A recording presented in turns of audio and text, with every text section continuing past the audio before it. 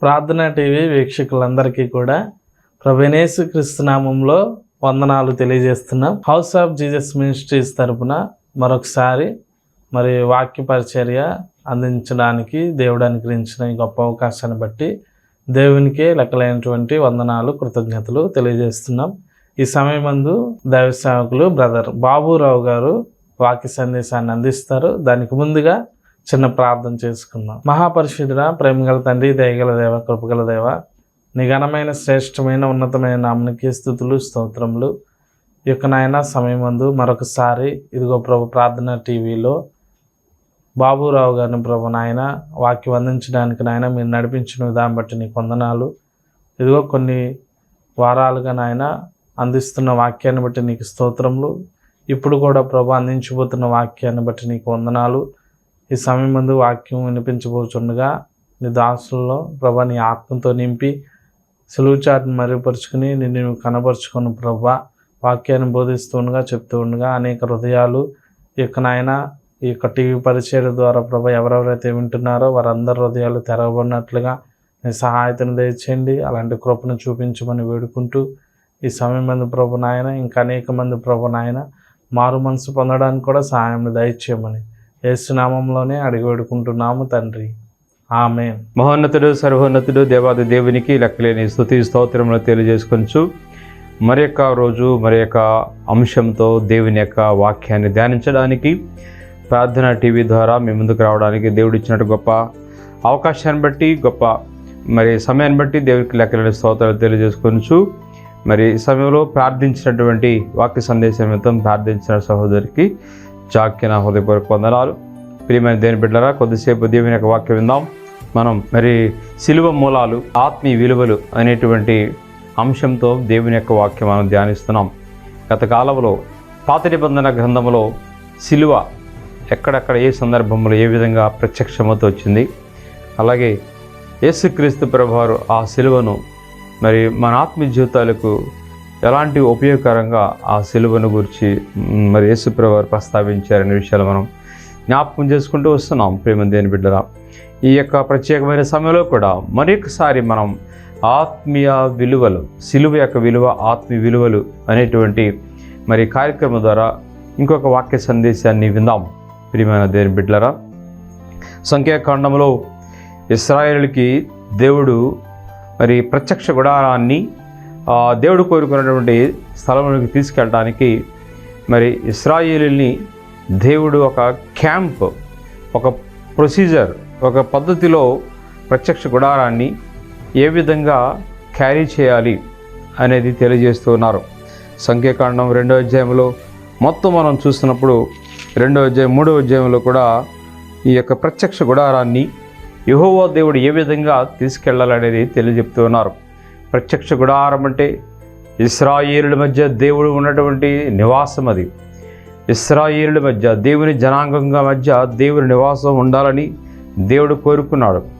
దేవుని యొక్క నివాసం, దేవుని యొక్క సన్నిధి మానవుల మధ్య, తన బిడ్డల మధ్య నివసించాలని దేవుడు కోరుకున్నటువంటి స్థలము, లేకపోతే ప్రదేశము, పరిశుద్ధ స్థలము, ప్రత్యక్ష గుడారము, మందసము. దేవుడు మోషేతో చెప్తాడు, నేను వారి మధ్య నివసించినట్లు నాకు ఒక మందసాన్ని తయారు చేయమంటాడు. దేవుడు వారి మధ్య, ఎవరి మధ్య? దేవుని జనాంగం మధ్య, ఇశ్రాయేలుల మధ్య దేవుడు నివసించాలని కోరుకుంటున్నాడు. ప్రియమైన దేవుని బిడ్డలారా, దేవుని నివాసం మన మధ్య ఉంటే మనకెంత ఆశీర్వాదం. దేవుని నివాసం, దేవుని యొక్క సన్నిధి మనతో ఉంటే మనకెంత ఆశీర్వాదం.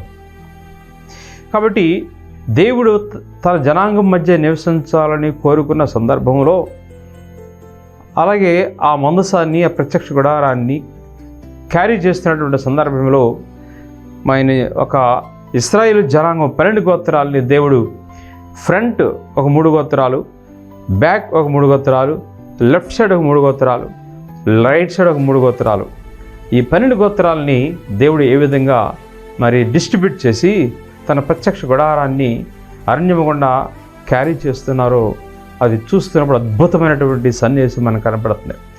ఆ నలుగురి మధ్య, 4 టీముల మధ్య ప్రత్యక్ష గుడారము తరలించబడుతూ ఉంది. దేవుని సన్నిధి అక్కడ నివసిస్తూ ఉన్నది. ప్రత్యక్ష గుడారంలో ప్రియమైన దేవుని బిడ్డలారా, దేవుడు మన మధ్య నివసించాలని కోరుకుంటున్నాడు. దేవుడు మన మధ్య నివసిస్తే మనకి ఎలాంటి ఆశీర్వాదం అంటే, దేవుని యొక్క సన్నిధి, దేవుని యొక్క మందసము, దేవుని యొక్క ఉనికి ఎక్కడ ఉంటే అక్కడ ఆ జనాంగానికి ఆశీర్వాదము. ఎక్కడ 2-3 కూడి ఉంటారన్నారో, ఎక్కడ కూడి ఉంటారో అక్కడ ఉంటారని వాగ్దానం చేశాడు దేవుడు. దేవుని యొక్క సన్నిధి, దేవుని యొక్క నివాసం మన మధ్యలో ఉంటే, మన ఇంటిలో ఉంటే మనకు ఆశీర్వాదం. శత్రువుకి భయం, దుష్టుడికి భయం, సాతానికి భయం. దేవుడు మన మధ్య ఉంటానంటే దాని అర్థం ఏంటి? దేవుడు మనతో మన మధ్య ఉంటున్నాడంటే దాని అర్థం ఏంటంటే, మన సమస్యకి మనకి మధ్యలో దేవుడు ఉంటున్నాడు. మన యొక్క శోధనకి మనకి మధ్యలో దేవుడు ఉంటున్నాడు. మన యొక్క నష్టాలకి మనకి మధ్యలో దేవుడు ఉంటున్నాడు. మన అవమానాలకి మనకి మధ్యలో దేవుడు ఉంటున్నాడు. మన రోగాలకి మనకి మధ్యలో దేవుడు ఉంటాడని మనం గమనించుకోవాలి. దేవుడు మన మధ్య నివసించాలని కోరుకున్నాడు. కాబట్టి ప్రియమైన దేవుని బిడ్డలారా, దేవుని యొక్క ప్రత్యక్ష గుడారం, మందసము క్యారీ చేస్తున్న సందర్భంలో మనకు కనిపించేటువంటి ఆ అపీరెన్స్, మిలిటరీ కనుక రిపబ్లిక్ డే రోజు, ఇండిపెండెన్స్ డే రోజు మిలిటరీ వాళ్ళు, పోలీసు వాళ్ళు ఆ స్టేడియంస్లో ఒక మార్చ్ పాస్ట్ నిర్వహిస్తారు. ఒక అద్భుతమైనటువంటి అది ఆ సన్నివేశం రిపబ్లిక్ డే రోజు కానీ, ఇండిపెండెన్స్ డే రోజు కానీ కనబడుతూ ఉంటుంది. వాళ్ళు నడుస్తున్న విధానం ఎంతో క్రమబద్ధంగా ఉంటుంది. అందరి చేతులు ఒకేసారి కదులుతాయి. అందరి కాళ్ళు ఒకేసారి కదులుతాయి. వాళ్ళ బాడీ అంతా ఒకే స్ట్రైట్ లైన్లో కదులుతూ ఉంటుంది. ఆ క్యాంపు, ఆ యొక్క మార్చ్ పాస్ట్ ఎంతో అద్భుతంగా ఉంటుంది. అలాగే ఇశ్రాయేలుని దేవుడు తన ప్రత్యక్ష గుడారాన్ని తీసుకెళ్ళడానికి ముందర దేవుడు మధ్యన నివసిస్తూ, ఆయన సన్నిధి వారి మధ్య నివసిస్తూ ఆ యొక్క క్యాంప్స్ అన్నీ కూడా, ఆ ట్రైబ్స్ అన్నీ కూడా ఆ మందసాన్ని, ప్రత్యక్ష గుడారాన్ని తీసుకెళ్తూ ఉంటారు. ఎదురెవరు ఉండాలి అంటే ఈస్ట్ సైడ్ ఎవరు ఉండాలి, వెస్ట్ సైడ్ ఎవరు ఉండాలి, నార్త్ సైడ్ ఎవరు ఉండాలి, సౌత్ సైడ్ ఎవరు ఉండాలి? దేవుడు తెలియజేస్తున్నాడు. ఈస్ట్ వెస్ట్, నార్త్ సౌత్ ఎవరు ఉండాలి, ఏ వంశాలు ఉండాలి అనేది ప్రత్యక్షంగా 2వ అధ్యాయం సంఖ్యాకాండం 3వ అధ్యాయంలో కనబడుతోంది. మీరు ఆ స్క్రీన్ మీద మనకు కనిపిస్తున్నటువంటి ఆ పిక్చర్లో చూసినప్పుడు ప్రియమైన దేవుని బిడ్డలారా, ఈస్ట్ వైపు ఎవరు, వెస్ట్ వైపు ఎవరు, 4 వైపులకు కూడా 4 గోత్రాలు, 4 వంశాలని దేవుడు ఉండమని చెప్పాడు. ఆ 4 వంశాలు ఎవరెవరు కనిపిస్తున్నారంటే మనకి ప్రియమైన దేవుని బిడ్డలారా, ఒకసారి సంఖ్యాకాండం 2వ అధ్యాయంలో మనం చదువుకున్నప్పుడు మొదటి నుంచి చదివితే, మరియు యెహోవా మోషే అహరోనులకు ఇలాగ సెలవిచ్చెను, ఇశ్రాయేలులందరూ తమ తమ పితరుల కుటుంబముల డెక్కెములను పట్టుకొని తమ తమ ధ్వజమునొద్ద దిగవలను. వారు ప్రత్యక్షపు గుడారమునకు ఎదురుగా దాని చుట్టూ దిగవలను. సూర్యుడు ఉదయించు తూర్పు దిక్కున యోధా పాళెపు ధ్వజము గలవారు తమ తమ సేనల చొప్పున దిగవలను. ఈస్ట్ సైడ్ సూర్యుడు ఉదయించేటువంటి దిక్కు వైపున యోధా గోత్రం వాళ్ళు దిగాలంట. ప్రియమైన దేవుని బిడ్డలారా, అంటే ఈస్ట్ సైడు యోధా గోత్రం వాళ్ళు ఉండాలి. అలాగే రూబేను పాళెపు ధ్వజము వారి సేనల చొప్పున దక్షిణ దిక్కు ఉండవలను. 10వ వచనంలో రూబేను పాళెపు ధ్వజము వారి సేనల చొప్పున దక్షిణ దిక్కున ఉండవలను. ప్రియమైన దేవుని బిడ్డలారా, దేవుడు ఆ గోత్రాలన్నింటినీ కూడా తల ఒక దిక్కు పెట్టేశాడు. తూర్పు వైపు ఒకడు, పడవ వైపు ఒకడు, ఈస్ట్ వైపు ఒకడు, వెస్ట్ వైపు ఒకడు, నార్త్ వైపు ఒకడు, సౌత్ వైపు ఒకడు, సౌత్ వైపు. ఇలాగ 4 దిక్కుల మధ్య జనాంగములను మరి దేవుడు నిలబడమని చెప్పి ఆ 4 మధ్య లేవి గోత్రాన్ని మాత్రము మధ్యలో ఆ ప్రత్యక్ష గుడారాన్ని పైనుంచి వాళ్ళు కాపు కాస్తూ ఉండాలి, సెంటర్లో ఉండమనాలి. కాబట్టి మనము 17వ వచనం చదివితే, ప్రత్యక్షపు గుడారము లేవీల పాళెముల నడుమను సాగి నడవవలను. లేవీలంట సెంటర్లో నడవాలంట. అలాగే 18వ వచనంలో ఎఫ్రాయిము సేనల చొప్పున వారు పాళెపు ధ్వజము పడమటి దిక్కున ఉండవలను. పడమటి దిక్కు వెస్ట్ సైడు మరి ఎఫ్రాయిము గోత్రం ఉంటున్నాడు. అలాగే 25వ వచనంలో దాను పాళెపు ధ్వజము వారి సేనల చొప్పున ఉత్తర దిక్కున ఉండవలను. ప్రియమైన దేవుని బిడ్డలారా, 4 దిక్కుల 4 గోత్రాల వారిని దేవుడు నిలబడమని చెప్పాడు. మీరు ఆ యొక్క స్క్రీన్లో కనబడుతున్నట్లు, స్క్రీన్లో మీరు చూసినట్లు ప్రియమైన దేవుని బిడ్డలారా, ఆ స్క్రీన్లో ఆ గోత్రాలని దేవుడు ఏ విధంగా నిలబడమన్నాడు మనకి ఇక్కడ కనబడుతూ ఉంది. తూర్పు వైపున ఈస్ట్ వైపున ఉన్నటువంటి గోత్రం యోధా గోత్రం వాళ్ళు ఉండాలి. యూదా గోత్రం వాళ్ళు, ఇస్సాకారు గోత్రం, జబూలూను గోత్రం, అలాగే పడమర వైపు వెస్ట్ సైడు బెన్యామీను గోత్రం ఉండాలి, మనష్షే గోత్రం ఉండాలి. సౌత్ వైపున సిమియోను గోత్రం, రూబేను గోత్రం, గాదు గోత్రం వాళ్ళు ఉండాలి. అలాగే మరి నార్త్ వైపున మరి దాను గోత్రం వాళ్ళు ఉండాలి, వాళ్ళు నెఫ్తాలి గోత్రం, ఆషేరు గోత్రం. ఈ విధంగా 4 గోత్రాలని దేవుడు నలువైపులా నిలబెట్టినప్పుడు మనకు కనబడేటువంటి అపీరెన్స్ ఎలా ఉంటుందంటే శిలువ ఆకారంలో కనబడుతుంది. 3 గోత్రాల వారు వెనకాల 3 గోత్రాలు, ఎడవైపు 3 గోత్రాలు, కుడివైపు 3 గోత్రాలు, మధ్యలో లేవి గోత్రం. ఈ గోత్రాలను డిస్ట్రిబ్యూట్ చేసినప్పుడు పైనుంచి చూస్తున్నప్పుడు దాని అపీరెన్స్, వారు మందసాన్ని పట్టుకుని సాగిపోతూ ఉన్నప్పుడు మన కల్పించేటువంటి, మనం చూడగలిగేటువంటి అందమైనటువంటి ఆ రూపం ఏంటంటే సిలువ రూపం కనిపిస్తూ ఉంది. ప్రియమైన దేవుని బిడ్డల, మనం స్క్రీన్లో మనకు కనబడుతూ ఉంటుంది. స్క్రీన్లో అబ్జర్వ్ చేసినప్పుడు మీరు తెలుసుకోవచ్చు. కాబట్టి ప్రియమైన దేవుని బిడ్డలారా, దేవుని యొక్క మందసము, ప్రత్యక్ష గుడారము జనుల మధ్యలో ఉండి సాగిపోతూ ఉంది. దేవుని సన్నిధి ఎప్పుడు కూడా ఒంటరిగా ఉండదండి. దేవుని సన్నిధి ఎప్పుడు కూడా ఒంటరిగా ఉండడానికి దేవుడు ఇష్టపడడు. నశించిన జనాల మధ్య, మరి కుమిలిపోతున్న జనముల మధ్య, నలిగిపోతున్న జనాల మధ్య, మరి శోధనలతో ఇబ్బంది పడుతున్న జనాల మధ్య దేవుడు ఉండాలని, వారి మధ్య ఉండి వారిని విడిపించాలని, వారి సమస్యకి మానవులకి మధ్యలో ఉండి సమస్యను దూరం చేయాలని, వారి శోధనలకి మనుషులకి మధ్యలో ఉండి శోధనను దూరం చేయాలని, అంధకార చీకటి శక్తులకి దేవునికి మధ్యలో ఉండి జనులకు మధ్యలో ఉండి వాటిని దూరం చేయాలని దేవుడు కోరుకుంటున్నాడు. కాబట్టి అందుకే అన్నాడు, ఎక్కడ 2-3 కూడి ఉంటారో అక్కడ నా నామము ఉంటుంది. ఆయన సన్నిధి ఆ మధ్యలో ఉంటుంది. కాబట్టి ఈ ప్రత్యేకమైన సమయంలో ప్రియమైన దేవుని బిడ్డలారా, దేవుడు మన ముందు ఉన్నాడు అంటే దేవుని యొక్క సన్నిధి మన మధ్యలో ఉందంటే దాని అర్థం ఆయన మన పెట్టిన ఆ సిలువకి ఈస్ట్ వైపు, లేకపోతే ఆ సెటప్కి, ఆ క్యాంప్కి ఈస్ట్ వైపు ఉన్నటువంటి ఆ గోత్రం ఎవరిదంటే, మనం చూస్తున్నప్పుడు ఈస్ట్ సైడ్ ఉన్నటువంటి గోత్రము యూదా గోత్రం. యూదా గోత్రం అంటే యూదా సింహం గోత్రం. ఈస్ట్ సైడ్ లయన్, యూదా అంటే సింహం బైబిల్ గ్రంథంలో ఉంది. ఎవరు? ఆ సిలువకు ఈస్ట్ సైడ్ సాగిపోతున్నటువంటి ఆ మందసానికి ఈస్ట్ వైపు ఉన్నటువంటి రూపం ఎవరిదంటే యూదా గోత్రం, అనగా యూదా గోత్రపు సింహం. ప్రకటన గ్రంథంలో 5వ అధ్యాయంలో 5వ వచనంలో రాయబడుతుంది.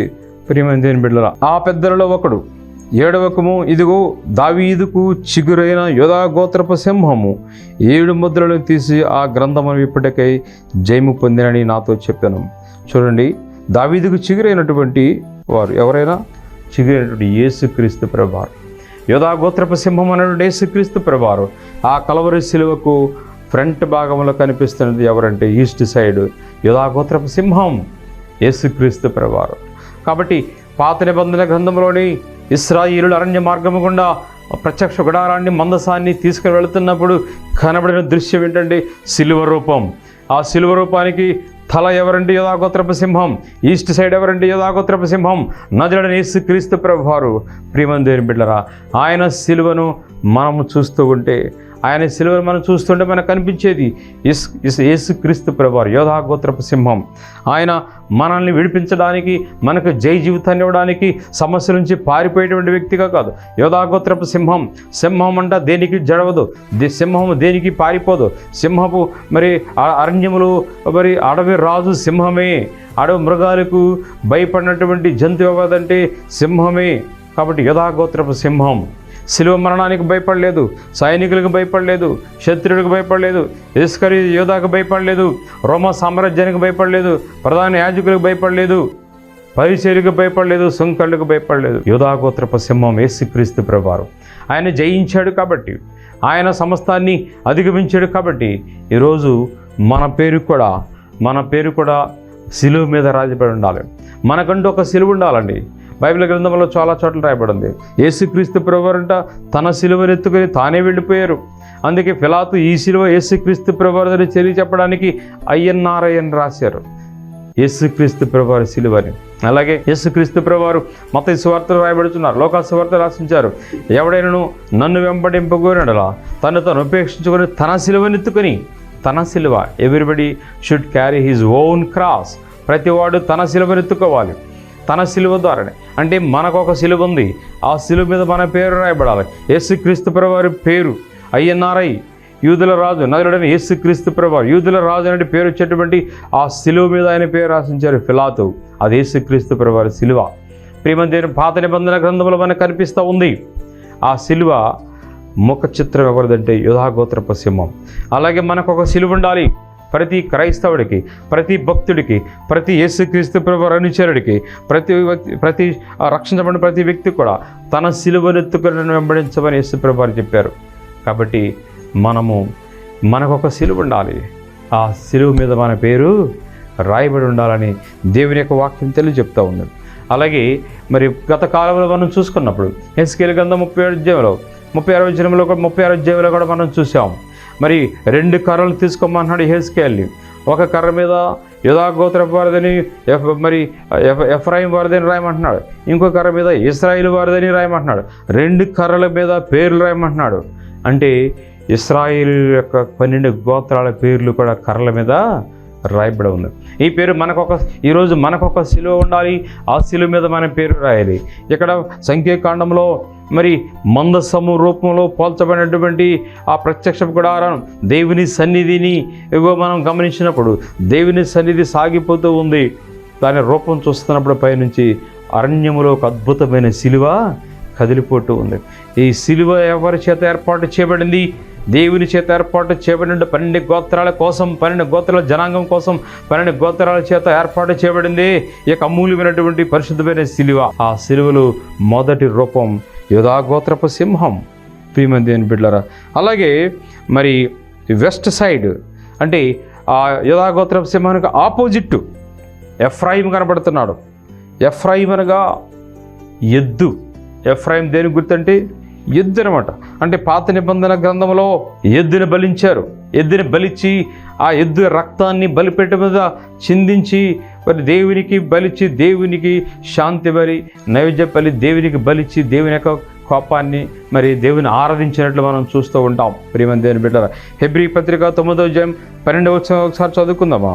హెబ్రీ పత్రిక 9వ అధ్యాయం 12వ వచనంలో ఎద్దులు, పశువులు, మేకలు, గొర్రెల రక్తం ఎందుకు చిందించేవారు? దేనికోసం బలి అర్పించి దేవుని ఆరాధించేవారు అక్కడ రాయబడుతూ ఉంది. హెబ్రీ పత్రిక 9వ అధ్యాయము 12వ వచనం ఒకసారి చదువుకుందాం. ప్రియమైన దేవుని బిడ్డలారా, మేకల యొక్కయు కోడెల యొక్కయు రక్తముతో కాక తన స్వరక్తముతో ఒక్కసారి పరిశుద్ధ స్థలములో ప్రవేశించను. ఏలైనగా మేకల యొక్కయు ఎడ్ల యొక్కయు రక్తమును మైలపడిన వారి మీద ఆవు దూడ బూడిద చల్లుటయు శరీర శుద్ధి కలిగినట్లు వారిని పరిశుద్ధపరచిన యెడల నిత్యుడుగా ఆత్మ ద్వారా తను తాను దేవునికి నిర్దోషినిగా అర్పించుకున్న క్రీస్తు యొక్క రక్తము నిర్జీవ క్రియలను విడిచి జీవము గల దేవుని సేవించుటకు మీ మనస్సాక్షిని ఎంతో ఎక్కువగా శుద్ధి చేయను. Praise the lord. ప్రియమైన దేవుని బిడ్డలారా, ఎద్దు యూదాగోత్రపు మరి సింహం అయిన తర్వాత యేసుక్రీస్తు ప్రభువారు ఆ సిలువకు వెస్ట్ భాగాన మీకు స్క్రీన్ మీద కనపడుతున్నట్టు స్క్రీన్ మీద క్రాస్ సింబల్ కనపడుతుంది. పడమర వైపున ఆ చివర ఉన్నటువంటి వంశం ఎవరిదంటే పడవ వైపు ఉన్నటువంటి ఆ వంశం ఎవరిదనగా ఎఫ్రాయిం అయినటువంటి వంశం. ఎఫ్రాయింకి అర్థం ఎద్దు. ఎద్దుకు అర్థం బైబిల్ గ్రంథంలో దేవుని కోసం బలిచ్చినటువంటి ఒక జంతువు. బలిచ్చి ఆ జంతువుల రక్తం బలిపీఠ మీద ప్రోక్షించేవాళ్ళు. దేవుని ఆరాధించే పద్ధతి అది. అలాగే ఈరోజు సిలువలో బలి అయినటువంటి యూదాగోత్రపు సింహం ఎద్దును పోల్చబడినాడు. ఎద్దును బలించి ఆయన ఆ రక్తాన్ని చిందించి దేవుని శాంతింపజేసి ఆరాధించేవాళ్ళు. ఈరోజు ప్రియమైన దేవుని బిడ్డలారా, సర్వ మానవాళి పాపము నిమిత్తము, సర్వ ప్రజల పాప నిమిత్తము బలి అర్పించబడినటువంటి ఈ వ్యక్తి ఎవరంటే యేసుక్రీస్తు ప్రభువారు. ఆయన పరిశుద్ధ రక్తం, అమూల్యమైన రక్తం ద్వారా మనము మరి మన నిర్జీవ క్రియలు విడిచి జీవము గల దేవుని సేవించుటకు మన సాక్షిని ఎంతో ఎక్కువగా శుద్ధి చేయును. కాబట్టి అలనాడు ఎద్దులు బలించారు, ఆగిపోయింది. ఇంకా ఈరోజు ఎద్దుని బలించవసరంలా, ఈరోజు మేకలు బలించవసరంలా, ఈరోజు ఏ జంతువుని బలించవసరంలా, ఈరోజు కూడా ఏ కోడెలను బలి ఇవ్వవలసిన అవసరం లేదు. సర్వ పాప పరిహారం రక్త పోక్షణ అవశ్యం. తద్దత్తం పరమాత్మైన పుల్యదాన బలియాగా. ప్రియమైన దేని బిడ్డల, సర్వమానవాళి పాప నిమిత్తము మరి పాప రక్తం చిందించాలి. తద్రక్తం పరమాత్మైన పుణ్యదాన బలియాగా. గత కాలంలో తెలియని కాలంలో మరి జంతువులు బలిచ్చాం, పశువులు బలిచ్చాం. ధర్మశాస్త్ర గ్రంథంలో ఉన్నది అది దేవుని సన్నిధిలో మానవాళి పాపాన్ని క్షమించడానికి ఉపయోగించారు. కానీ ఇప్పుడు 2020 సంవత్సరాల క్రితం కల్వరి శిలువలో తాను మోసుకున్న తన శిలువలోనే యోధా గోత్రపు సింహముగా ఉండవలసినటువంటి యేసుక్రీస్తు ప్రభువారు తన మోసుకొచ్చిన తన శిలువలోనే ఆయన బలి అయిపోయాడు. ఒక ఎద్దు వలె, ఒక గొర్రె వలె, ఒక మేక వలె, ఒక ఆవు వలె, ఒక జంతువు వలె బలి అయిపోయి ఆయన అమూల్యమైన రక్తాన్ని మన కోసం సర్వలోకములో చిందించారు. ప్రియమైన దేవుని బిడ్డలారా, ఆయన రక్తం మనకి పరిశుద్ధ జలము. అది INRI పేరు కలిగినటువంటి యేసు అనేటువంటి యేసు క్రీస్తు ప్రభువారు యూదుల రాజు శిలువ మీద చిందించిన రక్తమే మనకి అమూల్యమైనటువంటి పాపక్షమాపణ, విడుదల. ఇంకా ఈ లోకంలో నువ్వు ఎక్కడికి వెళ్ళి ఎన్ని జంతువులు బలిచ్చినా, ఎన్ని కోళ్ళు బలిచ్చినా, ఎన్ని మేకలు బలిచ్చినా, ప్రియమైన దేవుని బిడ్డలారా, ఆ పాపానికి శిక్ష లేదు, ఆ పాపానికి విడుదల లేదు, ఆ శాపానికి విడుదల లేదు. కానీ కలవరి శిలువలో యోధా గోత్రపు సింహము, ఆ పడమర వైపు ఎఫ్రాయిం అనగా ఎద్దు, తను ఒక ఎద్దు వలె బలిపోయాడు. అదే శిలువ మీద సైనికులు ఆయనను పడుకోబెట్టి బలి ఇచ్చారు, బేకులు కొట్టి. ప్రియమైన దేవుని బిడ్డలారా, కాబట్టి వెస్ట్ సైడ్ ఉన్నటువంటి ఆ యొక్క ఎఫ్రాయిం వంశం దేనికంటే ఇదిగో ఈ శిలువ ద్వారా ఒక మరి దేవుడే ఆ జనాంగముల మధ్య నడుస్తున్నటువంటి ఆ యొక్క దేవుని సన్నిధి ఏదో ఒక రోజు మానవ రూపంలోకి వచ్చి ఎద్దువలి బలించబడతాడని ఆ సాదృశ్యాన్ని మనకు కనబడుతూ ఉంది. అలాగే బైబిల్ గ్రంథంలో సౌత్ సైడ్ చూసినప్పుడు మనకి ఆ యొక్క దక్షిణ వైపు మనం పరిశీలించినప్పుడు బైబిల్ గ్రంథంలో రూబేను గోత్రం మొదటగా నిలబడుతుంది. ఈస్ట్ సైడ్ మరి యోధా గోత్రపు సింహం, వెస్ట్ సైడ్ ఎఫ్రాయిము, అలాగే సౌత్ సైడ్ రూబేను దేనికంటే ఒక మనుషునికి పోల్చబడుతుంది. ప్రియమైన దేవుని బిడ్డలారా, యేసుక్రీస్తు ప్రభువారు ఆయన మోసుకెళ్ళిన తన శిలువ, ఆయన చనిపోయిన తన శిలువ, ఆయన మరణించిన తన శిలువలో ఈస్ట్ వైపు యోధా గోత్రపు సింహం, వెస్ట్ వైపు పాదాల దగ్గర మరి ఎఫ్రాయిము, అలాగే సౌత్ వైపు దక్షిణ వైపున రూబేను గోత్రం, అలాగే మరి ఉత్తరం వైపు దాను గోత్రం. మరి ఈ సౌత్ వైపు ఉన్నటువంటి ఆ యొక్క రూబేను గోత్రం వారు దేని పోల్చబడుతుందంటే ఒక మనిషి, అంటే పరమదేవుడు పరలోకం నుంచి దిగి వచ్చినటువంటి యేసుక్రీస్తు ప్రభువారు మనిషిగా మన మధ్యకు దిగి వచ్చాడు. అందుకే బైబిల్ గ్రంథంలో మనం చూసాం యోధా గోత్రపు సింహం అనగా దావీదుకు చేరినటువంటి యోధా గోత్రపు సింహం యేసుక్రీస్తు ప్రభువారు. అలాగే హెబ్రీ పత్రిక 9వ అధ్యాయంలో ఒక ఎద్దుగా యేసుక్రీస్తు ప్రభువారు బలి అయిపోయారు, ఒక ఎద్దు బలి. అలాగే ఇప్పుడు మనం మనిషి రూపంలో పోల్చబడినటువంటి వ్యక్తి ఎవరు? మరి మనిషి రూపంలో రూబేనును పోల్చినటువంటి వ్యక్తి మరొక మనిషి ఎవరంటే నరుడిగా వచ్చినట్టు యేసుక్రీస్తు ప్రభువారు. 1 తిమోతి 2వ అధ్యాయం 5వ వచనం మనం చదువుదాం. ప్రియమైన దేవుని బిడ్డలారా, యేసుక్రీస్తు ప్రభువారు 4 రూపాలుగా కనబడుతున్నారు ఇక్కడ. అదే సిలువలో ఆయన మోసుకొస్తున్నటువంటి, అదే సిలువలో ఆయన మోసుకుపోయినట్టు, అదే సిలువలో పిలాతు INRI ఆయన రాసినటువంటి అదే సిలువలో యేసుక్రీస్తు ప్రభువారు 4 రకాలుగా ప్రత్యక్షమవుతున్నారు ఇక్కడ. యోధా గోత్రపు సింహము, అలాగే ఎద్దు, అలాగే మరి మనిషి వలె, అలాగే ప్రియమైన దేవుని బిడ్డలారా యేసుక్రీస్తు ప్రభువారు మనకు కనిపించేటువంటి 4వ రూపం ఏంటనగా ఆయన ఒక గ్రద్ద వలె కనిపిస్తున్నాడు. అనగా యోధా గోత్రపు సింహం సమస్తాన్ని జయించినటువంటి సాదృశ్యాన్ని, పాపాన్ని, శాపాన్ని, అంధకార చీకటి శక్తులు జయించారు యోధా గోత్రపు సింహం. రెండవది వెస్ట్ సైడ్ ఆయన ఒక ఎద్దు వలె మన కోసం బలి అయ్యాడు. అలాగే సౌత్ వైపు రూబేనుతో పోల్చబడుతున్నటువంటి ఆయన ఒక మనిషిగా వచ్చాడు, పరలోకము నుంచి దిగి వచ్చాడు, మనిషిగా మన మధ్యకు దిగి వచ్చాడు, నరరూపిగా దిగి వచ్చాడు. ఎందుకంటే ప్రియమైన దేవుని బిడ్డలారా, ఆయన నరుడిగా దిగి వచ్చి మన యొక్క పాపాల్ని క్షమించి కొట్టివేసి మన యొక్క పరిశుద్ధతను తిరిగి మరలా అనుగ్రహించడానికి ఆయనగా నరుడిగా దిగి వచ్చాడని దేవుని యొక్క వాక్యం మనకి కనబడుతుంది. 1 తిమోతి 2వ అధ్యాయం 5వ వచనంలో స్పష్టంగా ఇక్కడ కనబడుతుంది. దేవుడు ఒక్కడే, దేవునికి నీ నరులకును మధ్యవర్తి ఒక్కడే, ఆయన క్రీస్తు యేసును నరుడు. ఈయన అందరి కొరకు విమోచన క్రయధనముగా తన్ను తానే మరి సమర్పించుకున్నాడు. విమోచన క్రయధనముగా తన్ను తానే సమర్పించుకొనని దీనిని గురించి సాక్ష్యముక్త కాలమందు మనకి ఈ వేళలో ప్రియమైన దేని బిడ్డరా, ఈయన తన్ను తాను బలవడానికి యూదాగోత్రపు సింహం లాంటి శిలువ, అలాగే ఒక ఎద్దు, అలాగే మనిషిగా ప్రత్యక్షమవుతున్నాడు. దేవునికి నరులకు మధ్యవర్తి ఒక్కడే, దేవుడికి నరులకు మధ్యనున్న దేవుడు ఒక్కడే, యేసుక్రీస్తు ప్రభువారు. ఆయన నరుడిగా వచ్చాడు, బలి ఇవ్వడానికి వచ్చారు ప్రియమైన దేవుని బిడ్డలారా. కాబట్టి ఈ యొక్క ప్రత్యేకమైన సమయంలో యేసుక్రీస్తు ప్రభువారు యూదాగోత్రపు సింహం, అలాగే యేసుక్రీస్తు ప్రభువారు ఒక ఎద్దు, బలి అయినటువంటి ఒక ఎద్దుని పోల్చబడుతున్నారు. యేసుక్రీస్తు ప్రభువారు ఒక మనిషి, దేవునికి నరులకు మధ్యవర్తి అయినటువంటి యేసుక్రీస్తు ప్రభువారు. అది 1 తిమోతి 2:5 మరలా చదువుకున్నాం.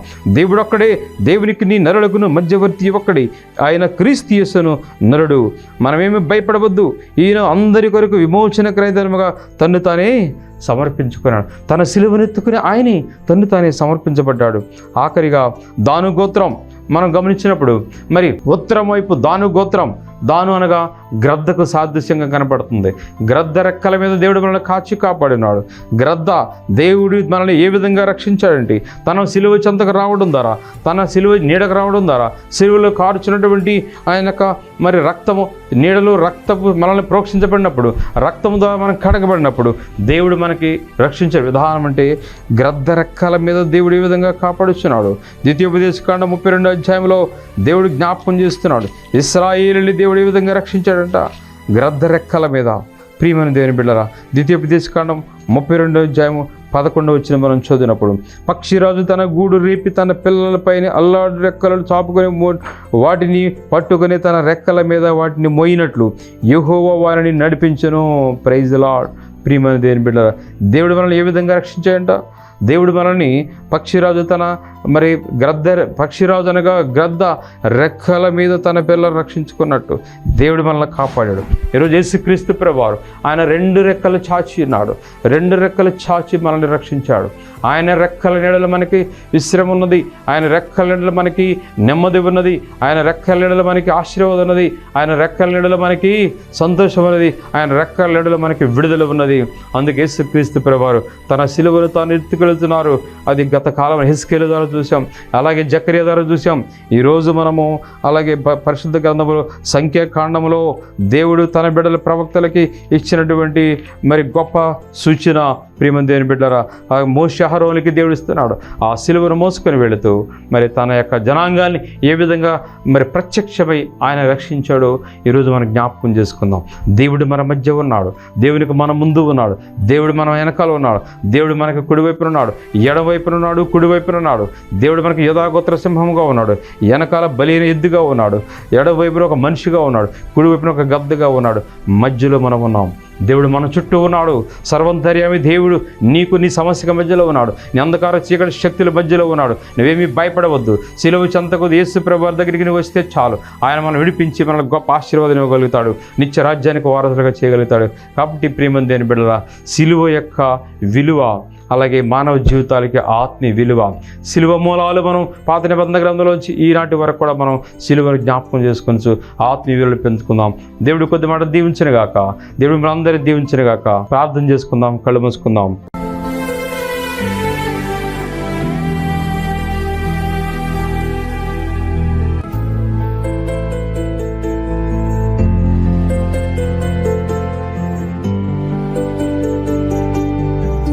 పరిశుద్ధులైన తండ్రి, సర్వోన్నతుడా నీకు వందనాలు, స్తోత్రము తండ్రి. ఈ ప్రత్యేకమైన సమయంలో నీ వాక్యం ద్వారా మాతో మాట్లాడినందుకు వందనాలు. ఇదిగో ప్రభా, సిలువ మూలాలు, ఆత్మీయ విలువలు అనేటువంటి అంశం ద్వారా ఇదిగో తండ్రి, నీవు సిలువ మీద ఏ విధంగా ప్రత్యక్షమవుతూ వచ్చావో, సిలువను ఏ విధంగా ఆనాటి కాలం నుంచి చూపిస్తూ వచ్చావో, ఆఖరిగా ఆ సిలువ మీద ఎందుకు బలి అయ్యావు, ఏ విధంగా బలి అయ్యావు, అనేక మార్గాల ద్వారా, అనేక ఇండికేషన్ ద్వారా, అనేక సూచనల ద్వారా నువ్వు మాతో మాట్లాడుతున్నందుకు వందనాలు, స్తోత్రం తండ్రి. యూదాగోత్రపు సింహములే అయా, మేము ప్రభా ధైర్యం కలిగి విజయం పొందుకొని జీవించే భాగ్యం మాకు దయచేయమని తండ్రి. నీ రెక్కలను ఆశ్రయించి ఆయా క్షేమంగా మేము ఉండే భాగ్యం మాకు దయచేయమని ఈ కొద్ది పాదం మీ సరికి చేర్చుకుని మీరే మహిమ గంత ప్రభావాలు పొందబడిన అతడు యేసుక్రీస్తు అడిగి వేడుకొంచును తండ్రి, ఆమేన్. మన తండ్రి అయిన దేవుని ప్రేమయు, కుమారుడైన యేసుక్రీస్తు కృపయు, పరిశుద్ధాత్మ అన్యోన్య సహవాసం ఇప్పుడు ఎల్లప్పుడూ సదాకాలం మీ అందరికీ తోడు నడిపించిన గాక. God bless you all. అందరికీ వందనాలు. God bless you all. Thank you very much.